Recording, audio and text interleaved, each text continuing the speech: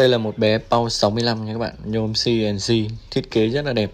Có hai cái tai mèo có thể tháo rời được luôn nha. Có thể thiết kế đơn giản lại nếu mà các bạn không thích cái tai mèo này. Đó, kiểu dáng rất là đẹp, nhôm CNC nặng đồng tay khoảng gần 2 kg đó các bạn. Và bây giờ chúng ta sẽ nghe sâu test của nó nha.